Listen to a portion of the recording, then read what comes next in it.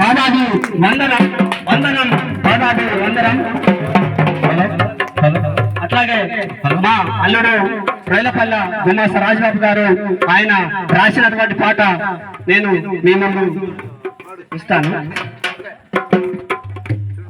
మీకోసం మీకోసం మీ పిల్లల కోసం నా పిల్లల చంపుకొని డాక్టర్ బాబాసాహెబ్ అంబేద్కర్ గారిని చదివించింది ఆ తల్లి రమాబాయి.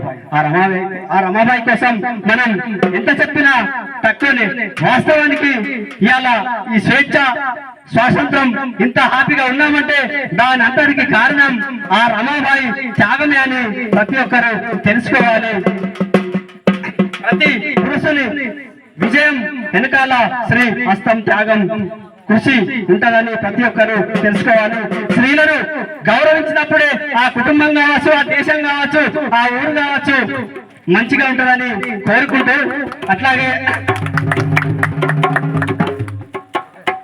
పుటమి తల్లి నోసుకున్నది నిన్ను మోయడానికి, చరిత్ర రాయడానికి. పుటమి తల్లి నోసుకున్నది నిన్ను మోయడానికి, చరిత్ర రాయడానికి.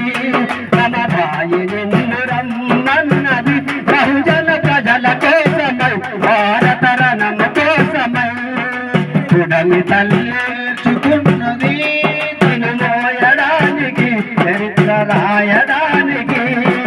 జనమే జన చంద్రమను కోరుకుంటిరే, జనమే జన చంద్రమను కోరుకుంటిరే. ఆ ప్రజలే ఈ ప్రాణమని పరితపించనే, జనమే జన చంద్రమను కోరుకుంటిరే. ఆ ప్రజలే నీ ప్రాణమని పరితపించనే. పుటమి తల్లి నేసుకున్నది నిన్ను మోయడానికి, చరిత్ర రాయడానికి. పుటమి తల్లి నేసుకున్నది నిన్ను మోయడానికి, చరిత్ర రాయడానికి. కోటికి లేడానే పేడను మోస్తే, కోటికి లేడానే పేడను మోస్తే. ఇంటికి రాక నువ్వు రాజ్యాంగము రాస్తే, కోటికి లేక నేను పేడను మోస్తే. ఇంటికి రాక నువ్వు రాజ్యాంగము రాస్తే. కన్న కొడుకు చెవము పైన తెల్ల గుడ్డ లేకపాయ్, కన్న కొడుకు చెవము పైన తెల్ల గుడ్డ లేకపాయ్. నా కొడుకు సగమున కన్న పైన వేసినయ్యా, ప్రతి బిడ్డ నిన్ను కోరుకుంటారో. ఓ కారణ జన్మ కలముకు పుట్టిన దినమా.